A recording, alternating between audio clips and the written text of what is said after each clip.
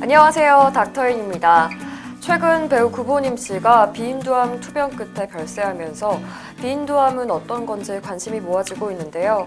이전에 배우 김우빈 씨도 이 비인두암 판정을 받으면서 많은 분들이 한 번쯤 들어보셨을 것 같습니다.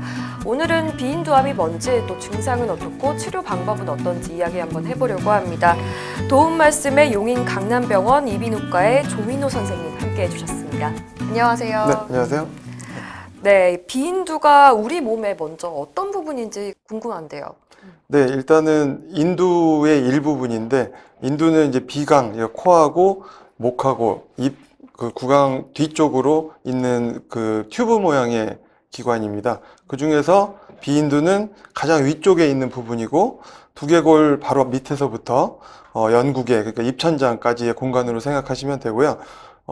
다시 말하면 코 맨 안쪽 뒤쪽에서 목으로 넘어가는 부분, 그리고 혹은 입천장 뒤에서 약간 윗부분이라고 생각하시면 됩니다. 네, 비인두암을 앓고 있는 환자가 많은지도 궁금한데요. 네. 일단은 세계적인 유병률로 하면은 10만 명당 1명 이하로 드문 질환이고요. 중국 남부 지역 일부 지역하고 동남아 지역에 조금 높게 나타나는 지역들이 있는데, 우리나라는 높은 지역은 아닙니다. 그래서 비슷하게 10만 명당 1명 이하 발생하고 있고, 2016년 기준으로 전체 암 환자가 23만 명 발생했는데, 비인두암이 408명 발생해서 평균적으로 최근 5년간에는 평균 400명의 안팎으로 발생하는 것으로 보고되고 있습니다. 네, 일단 알려진 대로 희귀병인 것 같은데 발생하는 연령대도 따로 있을까요? 알려지기로는 40, 50대에 제일 많이 발생하는 것으로 알려져 있는데, 뭐 어린 나이부터 고령까지 다양하게 발생되고 있는 것으로 확인되고 있습니다. 네, 치사율은 어떻게 되나요? 치사율 통계는 따로 나오지는 않는데, 제가 조사를 해보니까 평균 1년에 400명 정도가 발생이 되고요, 새로. 그러면 5년이면은 한 2,000명 정도로 생각이 되는데, 현재 5년간 이 비인두암을 앓고 계신 생존자 수가 1,500명 정도 되거든요. 네, 그래서 그 비율로 생각해 보시면 될 것 같습니다. 조금 위험한 질환인 것 같은데요.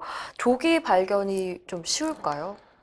증상이 바로 나타나지 않는 경우가 많기 때문에, 네. 그리고 겉에 나타나 있는 구조물이 아니고 가장 깊은 곳에 있는 구조이기 때문에 증상이 나타나기 전까지는 발견되기가 좀 어려운 경우가 많습니다. 그래서 네. 조기 진단이 좀 어려운 질환 중에 하나라고 보고 있습니다. 네, 40살 정도의 이제 연령대에서 많이 발생한다고 하셨는데요. 이 비인두암이 생기는 구체적인 이유가 어떤 게 있을까요? 다른 암에 비해서는 술, 담배 등의 원인은 좀 연관성이 적다라고 보여지고, 그것보다는 바이러스 질환하고 연관이 있다고 알려져 있는데, 특히 앱스타인 바 바이러스라고 줄여서 EB 바이러스라고 부르는데요. 그 바이러스하고 연관성이 많이 있다고 보고되고 있고요. 특히 많이 발생되는 그 중국 남부의 특정 지역에서 유전자적 변화가 있는 분들이, 유전자 소인을 가진 분들이 있고, 거기서 좀 많이 사용했던 약제들, 파두유라든지 동유라는 그 물질이 그 EB 바이러스의 활성화를 촉진한다고 알려져 있습니다. 그래서 그것이 합쳐지면서 그 지역의 그 유병률을 높였다고 알려져 있는데, EB 바이러스 감염뿐만이 아니고 주변 환경하고도 연관이 좀 있다고 알려져 있고요. 그리고 소금에 절인 생선이 비인두암의 발생과 연관이 있다는 보고들이 있습니다. 네, 생각보다 유전적인 영향은 적다는 것으로 볼 수 있을까요?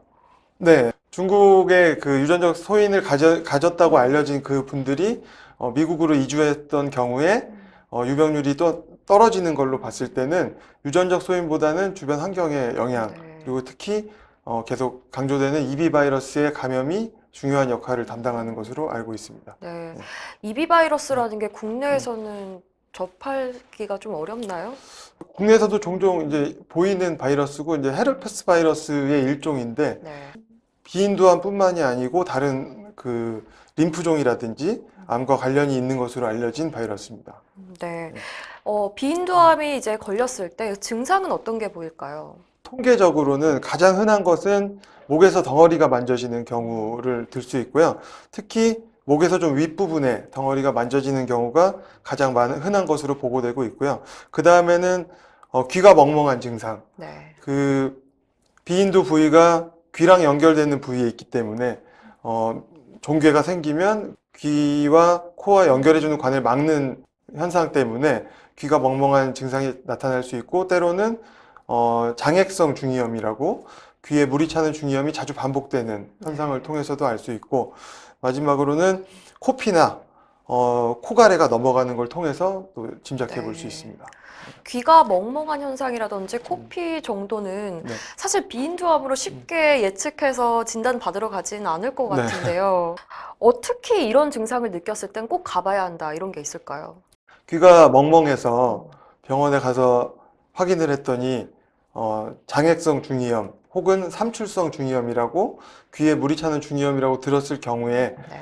그게 뭐 감기 이후에도 언제든지 발생할 수 있는 현상이긴 한데, 이게 너무 자주 반복된다 하면은 이비인후과에서는 일반적으로 일단 비인두를 먼저 확인하거든요. 네. 왜냐하면 그런 희귀하긴 하지만 성인에서 흔하지 않은 그 중이염이 반복될 때는 꼭 확인해야 되는 부위이기 때문에, 네.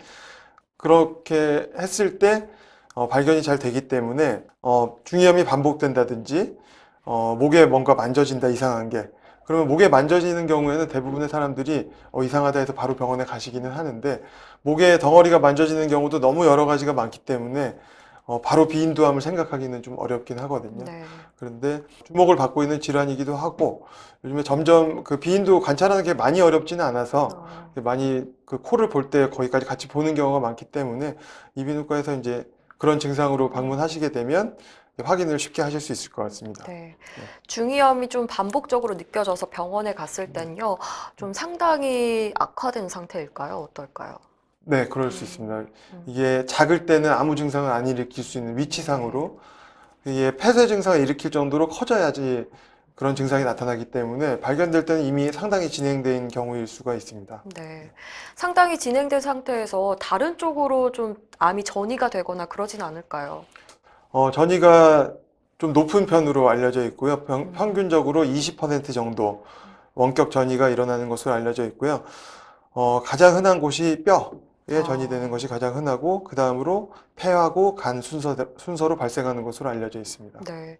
그리고 뇌 쪽으로 전이 되진 않을까 이런 생각도 드는데요. 그 뇌가 바로 뒤에 있기 때문에, 네. 뒤에 위에 있기 때문에 전이라기보다는 그 비인강 암 자체가 확장이 네. 뇌 쪽으로 되는 경우에 뇌 신경마비 증상이 같이 나타날 수 있습니다. 그럼 일단 검사를 해야지 뭐 그 비인두암을 확정을 받거나 할 텐데 검사는 어떻게 진행이 될까요? 검사는 1차적으로는 코 내시경으로 비인두를 관찰할 수 있는데, 이 코로 직접 그 내시경이 들어가서 맨 뒤에까지 들어가서 보면 바로 보이거든요. 그래서 네. 관찰이 어려운 위치는 아닌데 이제 조금 아플 수가 있기 때문에, 그래서 그런 것만 조심해서 보면은 어렵지 않게 관찰할 수 있습니다. 네. 코 내시경으로 그 비인두를 관찰했을 때 의심되는 부분이 보일 때는 대부분 조직 검사를 1차적으로 하게 되는데, 조직 검사를 해서 비인두암으로 확정이 된다 그러면 CT나 MRI를 찍어서 그 범위가 아까 물어보셨던 뇌까지 침범이 됐는지 네. 확인을 하게 됩니다. 치료 방법은 어떻게 될까요? 네, 치료는 그 위치상 얼굴 가장 깊은 곳에 있기 때문에 수술적인 치료가 좀 어려운 위치이고요. 반면에 방사선 치료에 반응을 좀 잘 하는 편이기 때문에, 초기 병기인 경우에는 방사선 단독 치료로 네. 많이 하는 추세고요. 요즘에는 방사선 치료와 항암 치료를 병행해서 치료율을 높이는 그 노력을 하고 있고요. 그래서 또 점점 치료율이 높아지고 있는 보고들이 있습니다. 네. 네. 치료를 받으면 그래도 완치될 가능성이 좀 높을까요? 암 치료는 보통 치료율을 평가할 때 5년 생존율로 평가하는데, 5년 뒤에 치료를 받고 살아있을 확률인데, 비인두암의 평균 그 5년 생존율이 적게는 한 30%에서 네. 많게는 60% 정도로 보고되고 있습니다. 네. 말기에 발견하게 되면 완치가 어렵죠? 모든 암이 그렇듯이 그 병기가 말기일수록 네. 치료는 좀 어렵고 예후도 안 좋은 것으로 알려져 있습니다. 네.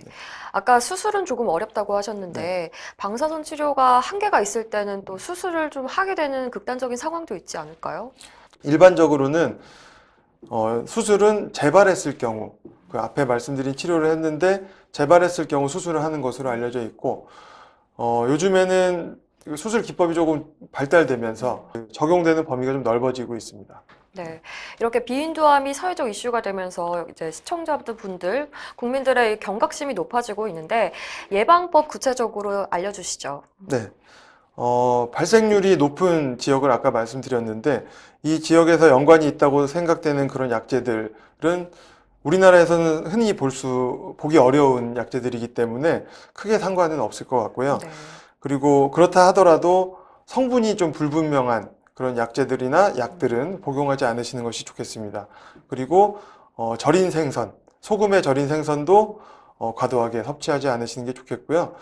무엇보다도 발병과 제일 관련이 있다고 알려져 있는 앱스타인 바 바이러스를 예방하는 것이 가장 효과적이라고 생각할 수 있는데, 백신이 개발된 것도 아니기 때문에 실질적으로는 예방하기가 어렵습니다. 그래서 네. 조기에 발견하는 것이 최선의 예방이라고 생각되고요. 그래서 요즘에는 대부분의 이비인후과에 코 내시경이 다 있기 때문에 네. 코 내시경을 쉽게 해볼 수 있습니다. 그래서 가까운 이비인후과에서 의심되는 증상이 있을 때에는 코 내시경을 꼭 해보시고 검사를 받으시는 것이 좋을 것 같습니다. 네, 희귀병인 만큼 치료하는 그 과정도 힘들고 완치도 조금 어려울 수 있으니까 조기에 일단 많이 검진을 좀 받아두는 것이 좋은 것 같습니다. 말씀 감사합니다. 네. 네, 비인두암에 대해서 살펴봤는데요. 모든 암이 그렇듯이 말기보단 조기에 발견하는 게 좋겠습니다. 그래서 이비인후과 가까운 데 가셔서요. 좀 정기적으로 검사 많이 받아보시는 게 좋을 것 같습니다. 닥터이는 앞으로도 더 알찬 정보 여러분께 준비하도록 하겠습니다. 기대 많이 해주시고 좋아요, 구독 많이 눌러주세요. 시청해주셔서 고맙습니다.